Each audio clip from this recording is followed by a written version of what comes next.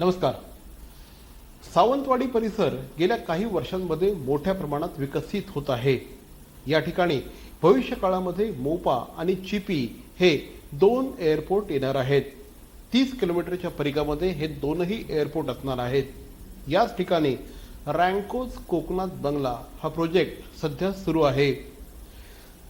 या प्रोजेक्टचा 6वा फेज सध्या सुरू आहे. 6व्या फेजमध्ये 65 बंगले आहेत आणि त्यापैकी 45 जणांना आजपर्यंत पोझिशन देखील देण्यात आलं असल्याचं श्री सुधीर राणे, जे रँकोज कोकणात बंगलाचे मालक आहेत, ते सांगतात. आतापर्यंत जवळपास 350 ग्राहकांना या ठिकाणी बंगल्यांचं पोझिशन देण्यात आलं आहे. सर्वांग सुंदर अशा प्रकारची सिटी ही बनवण्याचा विकासकांचा प्रयत्न आहे आणि त्यामुळेच मोठ्या प्रमाणामध्ये ग्राहक या ठिकाणी येतात.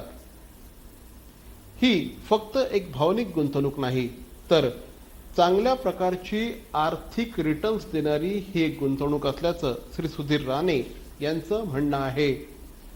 रँकोज कोकणात बंगलामध्ये 3 गुंठ्यांच्या प्लॉटमध्ये जर आपण 20 लाख रुपये आत्ता गुंतवले तर भविष्यात तुम्ही 50 लाख रुपये कमवू शकता, असं दावा श्री सुधीर राणे करतात. आत्ता आपल्याबरोबर रँकोज कोकणात बंगलाचे श्री सुधीर राणे आहेत. सुधीरजी, सर्वप्रथम आपलं स्वागत. मला सांगा, हा संपूर्ण जो प्रोजेक्ट आहे हा नेमका काय आहे, याची थोडक्यात माहिती द्या. नमस्कार, मी सुधीर राणे. रँकोज कोकणात बंगला हे सामान्य लोकांसाठी, म्हणजे तुम्ही जर पाहिलं की आमच्याकडे जो ग्राहक आहे हा चाकरमानी मुंबईत वसलेला, पुण्याला किंवा गोव्याला वसलेला जो आहे, त्यांच्यासाठी आम्ही छोट्यात छोटे एक घरकुल, स्वतःचं गावाकडचं घर असं हे डेव्हलप करतो. आणि ह्याच्या मागे उद्देश असा आहे की आज जरी ते छोटं घर असलं तर भविष्यात जाऊन त्याची मोठी एक वास्तू तयार होऊ शकते त्या ठिकाणी, आणि त्याचं जास्तीत जास्त गुंतवणुकीतून फायदा कसा होईल हे त्याच्या मागे उद्देश ठेवलेला आहे. साधारण जेव्हा 20 लाख माणूस आज गुंतवतो त्यावेळी त्याला आम्ही FSI, हा प्रेझेंट FSI आणि फ्युचर FSI, हे दोन्ही FSI आम्ही त्यांनाच हँडओव्हर करतो. त्यामुळे लॉंग रनमध्ये जेव्हा ते रिडेव्हलपमेंटसाठी जातात तेव्हा त्यांना त्याचा जास्तीत जास्त फायदा हा लँडलॉर्ड म्हणून त्यांना मिळतो. आणि लॉंग रनमध्ये जेव्हा काही, आता सामान्य माणूस असतो त्याला जमिनीतलं एवढं काही कळत नाही, पण जेवढ्या काही जास्तीत जास्त देता येईल त्याचं आम्ही प्रयत्न केला गेला या ठिकाणी, की त्याला कोणताही त्रास होऊ नये, लॉंग रनमध्ये त्याचं मेंटेनन्स कमीत कमी राहावं.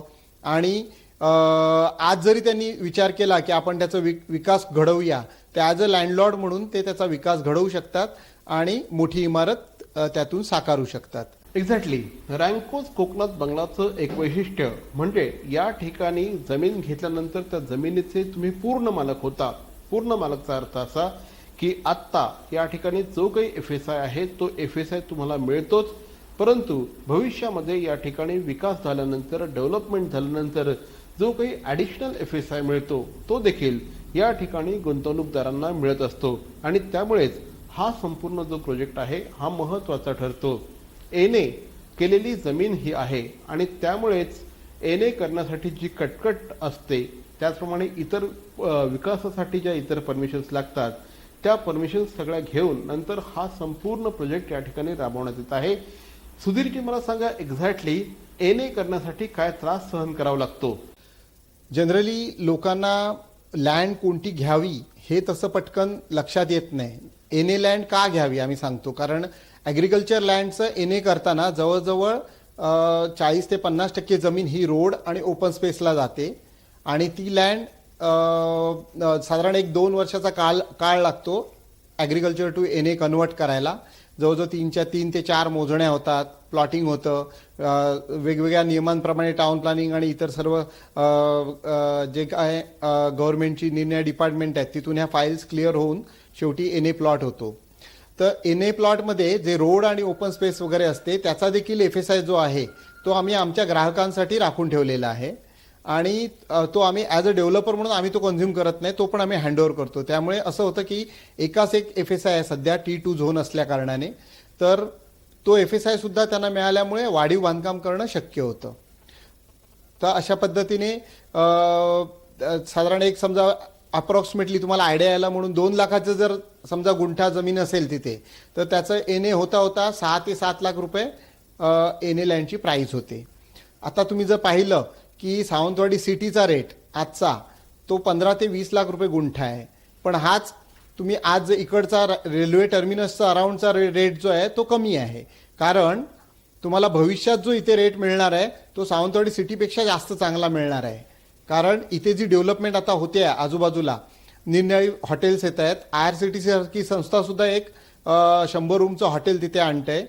तर अशी मोठमोठी हॉटेल्स, मेडिकल कॉलेज, ऑलरेडी एक कॉलेज तिथे बनलं आहे आणि 10वीपर्यंतचं स्कूल पण ऑलरेडी झालेलं आहे. तर ह्या सगळ्या डेव्हलपमेंट ज्या होत आहेत ह्या डेव्हलपमेंट इनिशियल स्टेजला जर आपल्या गुंतवणूकदारांनी गुंतवणूक केली तर त्यांचा भविष्यात होणारा फायदा हा जास्त असेल. एकदा हे सगळं रेडी झाल्यानंतर आपण जर गुंतवणुकीच्या त्या हे शोधायला इथे आलो तर तेव्हा ते रेट वाढलेले असणार. तर हा मुद्दा लक्षात घेऊन आता गुंतवणूकदारांनी इथे गुंतवणूक करायला सुरुवात केली पाहिजे. आणि एनए जमीन का घ्यावी तर ॲग्रिकल्चर जमीन घेण्यामध्ये रिस्क असते. कारण त्यातले बरेच गोष्टी असतात ज्या टायटलमधल्या इतर सगळ्या गोष्टी, ह्या सगळ्या गोष्टी आम्ही व्हेरीफाय करून नंतर एनए होते. त्याला जवळजवळ 2 ते 3 वर्ष लागतात, काही वेळा 5-5 वर्ष पण जातात काही गोष्टी क्लिअर करण्यामध्ये. तर ह्या सगळ्या गोष्टी क्लिअर झाल्यानंतर एनए प्लॉट बनतो. आणि आता हा प्लॅटफॉर्म रेडी आहे एनए प्लॉटचा. त्याच्यानंतर विकास साधणं, इमारत तयार करणं हे सोपं जातं. म्हणून सामान्य माणसाने विचार करताना हा बिनशेती प्लॉटचा केला पाहिजे. ॲग्रिकल्चर लँड सर्वच जण घेऊ नाही शकत. जो शेतकरी आहे मूळचा तोच फक्त ॲग्रिकल्चर लँड घेऊ शकतो. त्यामुळे आपण इन्व्हेस्टमेंट करताना खूप बारकाईने लक्ष दिला पाहिजे की तुमचा पहिला म्हणजे एनए प्लॉट आहे का, दुसरी गोष्ट रेरा अप्रूव्ड आहे का, तिसरी गोष्ट अशा एनए प्लॉटवर बांधकाम केल्यानंतर त्या ठिकाणी तुम्हाला लोन मिळणार आहे का बँकेचं. तर आपले बँक अप्रूव्ड 7 बँकांचं अप्रूव्ड प्रोजेक्ट आहे. त्यामुळे तुम्हाला लोन वगैरे पटकन उपलब्ध होतं. तेच जर तुम्हाला ॲग्रिकल्चर लँडवर करायचं झालं तर ते तुम्हाला पॉसिबल होत नाही, लोन बँका देत नाहीत. तर ह्या सगळ्या गोष्टींनी तुम्ही विचार करून गुंतवणूक करावी. कुठल्याही जमिनीमध्ये आपण विकास करताना त्या ठिकाणची जमीन एनए केलेली आहे का, रेरा अप्रूव्ड हा संपूर्ण प्रोजेक्ट आहे का, इतर परमिशन घेतलेल्या आहेत का, याची इत्थंभूत माहिती घेणं गरजेचं असतं. या ठिकाणी ती घेण्यात आलेली आहे असं विकासक सांगत आहेत. आणि त्यामुळेच मुंबईकर गुंतवणूकदार देखील या ठिकाणी आनंदाने गुंतवणूक करताना दिसतात. केवळ मुंबईत नाही तर महाराष्ट्राच्या इतर भागातून देखील या ठिकाणी गुंतवणूकदार गुंतवणूक करत आहेत. आजच्या तारीखला जर ऑपॉर्च्युनिटी बघितल्या बाजारातल्या गुंतवणूक करण्याच्या तर तुम्ही जर बघितलं की गोल्ड पासून, डायमंड पासून ते इतर शेअर मार्केट म्हणा किंवा म्युच्युअल फंड म्हणा, ह्यामध्ये जे रिस्क आहे ती रिस्क जी आहे ती हाय रिस्क आहे. आणि रिअल इस्टेटमध्ये ह्या जे एनए प्लॉटमध्ये, रिअल इस्टेटमध्ये मी प्रॉपर्टीमध्ये नाही म्हणणार कारण ती पण आता थोडंसं मार्केट खूप खराब आहे आणि सध्या ती ऑपॉर्च्युनिटी नाही आहे. पण लँडमध्ये गुंतवणूक करण्यात फायदा असा आहे कारण क्षेत्रफळ जे आहे भारतातलं जमिनीचं ते तेवढंच राहणार आहे आणि पॉप्युलेशन हे वाढतच आहे. त्यामुळे जमिनीची उपलब्धता ही दिवसेंदिवस लोकांना त्याची कमतरता भासत जाणार आहे. त्यामुळे जमिनीमध्ये जर, आणि त्या खास करून एनए जमिनीमध्ये जर तुम्ही इन्व्हेस्टमेंट केली तर तुम्ही 100 रुपये गुंतवणूक केली तर दुसऱ्या दिवशी विकायचं झालं तर तुम्हाला 101 रुपये नक्की मिळतील. आणि कोणाची एनओसी न लागता जर तुम्हाला लँड विकता आली ते तुम्हाला पहिलं पाहिलं पाहिजे की मी जी लँड विकत घेतोय ही पहिली विकण्याचा प्रयत्न करायचा, किंवा ही मी जर विकायला गेलो तर मला कोणाची एनओसी लागणार आहे का, मला ह्या जमीन विकताना आणि कोणत्या डिपार्टमेंटची परमिशन लागणार आहे का, तर त्या परमिशन सगळ्या ऑलरेडी आहेत का. तर ह्या आम्ही जे बिनशेती प्लॉट तुम्हाला देतो ह्यामध्ये आम्ही बांधकाम परमिशन पण घेतलेली आहे. फक्त त्यामध्ये तुम्हाला जसा प्लॅन हवा आहे इमारतीचा तसा तुम्ही फायनल करून रिवाइज परमिशन घेऊन तुम्हाला नंतर साकारायची आहे वास्तू.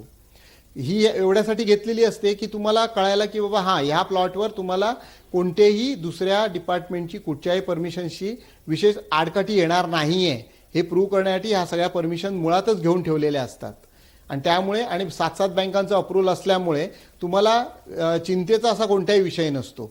हे टायटल क्लिअर आणि गुंतवणुकीसाठी एकदम 100% अश्युअर्ड अशी ही लँड असते. सुधीरजी, या ठिकाणी मला तुम्हाला एक प्रश्न विचारावासा वाटतो आहे की आपण आता म्हणत आहात की बँकांनी हे जे सगळं प्रोजेक्ट आहे हे अप्रूव्ह केलेलं आहे. आज आपण या ठिकाणी बँकांनी अप्रूव्ह केलेल्या प्रोजेक्टमध्ये पैसे गुंतवले, जमिनीवर आजही लोन मिळत नाही, बांधकामांसाठी लोन मिळतं. मात्र जर भविष्यामध्ये तुम्ही म्हणतात त्या पद्धतीने जर एखाद्या ग्राहकाला, एखाद्या गुंतवणूकदाराला त्याच्या प्लॉटवर, त्याच्या 3 गुंठ्याच्या प्लॉटवर जर का त्याला इमारत बांधायची असेल तर मग अशा वेळेस बँका मदत करतात का, आणि इतर कुठल्या मार्गाने तो पैसे उभा करू शकतो? बरोबर आहे. आता सगळ्यांकडेच काय पूर्ण लँडचे पैसे देण्यासाठी पैसे नसतात. त्यावेळी असा एक पर्याय होऊ शकतो की तुम्ही पूर्ण गुंतवणूक टाकू शकत नसाल तर तुम्ही छोटंसं घर बांधावं त्या ठिकाणी. तुम्हाला लॉंग रनमध्ये इन्व्हेस्टमेंट करायची आहे तर छोटंसं घर बांधलं की तुम्हाला 20 लाखाच्या ठिकाणी 25 लाख टोटल इन्व्हेस्टमेंट होते आणि त्या 25 लाखाच्या समोर तुम्हाला 5 लाख फक्त गुंतवणूक करून 80% लोन मिळतं हाऊसिंगचं. प्लॉट आणि बंगलोला लोन मिळतं पण नुसत्या प्लॉटसाठी लोन नाही मिळत.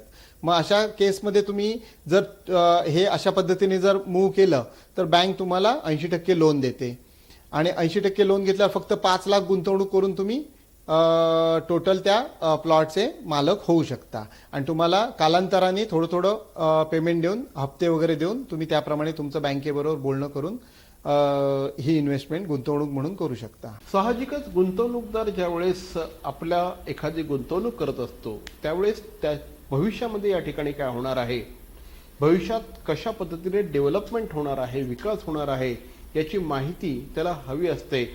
सावंतवाडीमध्ये आता हा आपला प्रोजेक्ट सुरू आहे. या प्रोजेक्टमध्ये कशा प्रकारे भविष्यामध्ये विकास होणार आहे, अवतीभोवती काय येणार आहे, तुम्ही म्हणत आहात त्याप्रमाणे मोपा आणि चिपी ए देन एअरपोर्ट हे 30 किलोमीटरच्या परिघामध्ये असणार आहेत. सावंतवाडीचं जे टर्मिनल्स आहे त्याच्या पायाभूत सुविधा देखील आता पूर्ण होत आलेल्या आहेत. लवकरच हे टर्मिनल्स देखील सुरू होईल.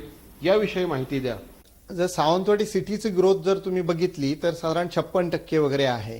तर ह्या ठिकाणी जर टर्मिनस म्हणून विचार केला तर जसं तुम्हाला एक उदाहरण म्हणून द्यायचं आलं तर नाशिक टर्मिनस पूर्वी सिटीचा रेट जास्त होता नाशिक आणि टर्मिनसचा रेट कमी होता आणि नंतर बरोबर एक 4-5 वर्षानंतर जेव्हा डेव्हलपमेंट चालू झाली टर्मिनसची त्याच्यानंतर टर्मिनसचा रेट जास्त झाला आणि सिटीचा रेट आहे तेवढाच स्टॅगरेंट राहिला. कारण की विकास करताना जे काही टाउन प्लॅनिंगच्या नॉर्म्सप्रमाणे विकास केला गेला, मोठे रस्ते आणि सर्व प्लॅनिंगच्या दृष्टीने, त्यामुळे तिथे आता सुविधा जास्त आहेत टर्मिनसच्या जवळ आणि टर्मिनसच्या जवळचा रेट हा जास्त आहे. तसंच तुम्हाला सावंतवाडी सिटीचा रेटपेक्षा तुम्हाला जास्त रेट टर्मिनसला मिळणार आहे. वाहतूक आणि ट्रॅव्हलिंगच्या दृष्टीने लोक रेल्वे जास्त प्रेफर करतात.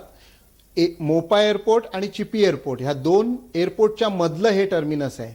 त्यामुळे इथे लोक जास्त प्रेफर करणार की प्लेनने आलं. मेजर जो टुरिस्ट मुंबईमध्ये येतो आणि मग गोव्याला जातो तो एअरपोर्ट मोपाचा झाल्यानंतर तो मोपाला उतरणार आणि मोपाला उतरून मग तो टर्मिनससाठी सावंतवाडी टर्मिनसला येणार आणि मग इतर ठिकाणी ट्रॅव्हल करणार. त्यावेळी सावंतवाडी टर्मिनसचं महत्त्व हे खूप पटीने वाढणारं आहे. म्हणून सावंतवाडी टर्मिनसच्या जवळ आज जर तुम्ही जी काय 20 लाखाची इन्व्हेस्टमेंट समजा केली तर ही एक अप्रॉक्सिमेटली अमाऊंट आहे तुम्हाला आयडिया येण्यासाठी. तर तुम्ही त्या ठिकाणी त्यावर जी इमारत उभी कराल आणि विकास कराल त्यातून तुम्हाला जवळजवळ 2 कोटीचा टर्नओव्हर होईल आजच्या तारीखला सुद्धा केला तरी, जो FSI अवेलेबल आहे त्यातून, आणि जवळजवळ 50 लाखाचा नफा होईल. हे तुम्ही 2 ते 2.5 वर्षात करू शकता. तर हे आमचे जे 325 ग्राहक ऑलरेडी आहेत तेही आजच्या तारीखला अशा पद्धतीने ग्रो करू शकतात. तसंच येणारा जो नवीन ग्राहक असेल तोही ह्या पद्धतीने ग्रो होऊ शकतो. साहजिकच ज्यावेळेस मला भविष्यामध्ये डेव्हलपमेंट करायची असेल, आता तुम्ही म्हणता त्या पद्धतीने पुढे जागांच्या किमती वाढतील, साहजिकच FSI देखील वाढेल. ज्यावेळेस हा FSI वाढलेला असेल त्यावेळेस त्याला फ्युचर FSI म्हणतात. हा फ्युचर FSI देखील तुम्ही ग्राहकाला हँडओव्हर करता का? FSIचं असं आहे की जसं जसं त्या भागाचा विकास होतो, आता ग्रामीण भाग आहे त्याची आता हळूहळू नगरपालिका होणार, नगरपालिका होऊन नंतर महानगरपालिका होईल, तर त्यानंतर FSIचा जो रेट असतो तो बदलत जातो. तर आमच्या अग्रीमेंटमध्ये आम्ही क्लिअर त्यांना म्हटलेलं असतं की present FSI plus future FSI ह्या सगळ्यासहित आम्ही तुम्हाला पोझिशन देतोय. म्हणजे त्यात थोडं मराठी वर्डिंग असं वेगळं असतं, कवळ गवत, झाड झडोरा, पाट पाणी, अशा पद्धतीने सगळ्याच सहित आम्ही तुम्हाला पोझिशन देतोय. तर ते सगळं पोझिशन त्याच्याकडे ॲज अ लँडलॉर्ड म्हणून असल्यामुळे तो भविष्यात ज्याप्रमाणे ज्यावेळी ज्या मुवमेंटला तो डेव्हलपमेंट करील त्यावेळी ते सगळे अधिकार त्याच्याकडे असतील डेव्हलपमेंटचे आणि त्यामुळे त्याला त्याचा फायदा हा जास्त होईल. एवढं सगळं जाणून घेतल्यानंतर आता मला असा प्रश्न तुम्हाला विचारायचा आहे सुधीरजी, की कुणी कुणी या ठिकाणी गुंतवणूक करावी? म्हणजे कोकणातल्या चाकरमाने तर या ठिकाणी गुंतवणूक करतीलच, परंतु त्या व्यतिरिक्त देखील इतरांसाठी देखील हे प्रोजेक्ट इंटरेस्टिंग आहे. अशा पद्धतीने कुणी कुणी या ठिकाणी गुंतवणूक करावी? आपले चाकरमाने जे आहेत सिंधुदुर्गातले ते तर ऑलरेडी सर्वजण कामानिमित्त ह्या ठिकाणी आलेले आहेत. आता कोविड-19 सारख्या ह्याच्यामध्ये जर तुम्ही बघितलं तर सोशल डिस्टन्सिंग केवळ सिंधुदुर्गातच चांगल्या पद्धतीने, तुम्ही ग्रीन झोन म्हणून सिंधुदुर्ग राहिला होता, कारण सोशल डिस्टन्सिंग खूप चांगलं आहे. आता बाहेरून लोक आल्यानंतर मग त्याचा प्रसार आता जास्त होतोय, तो भाग वेगळा. पण जर तुम्ही इंडिपेंडंट, जर आज मोकळी जागा भरपूर, झाडं भरपूर आणि हे सगळं जर तुम्ही नेचरच्या दृष्टीने विचार केला तर गुंतवणूकदार म्हणून ह्यापैकी आपल्या आज जो गुंतवणूकदार म्हणून तिथे येईल त्याला ही एक संधी असेल.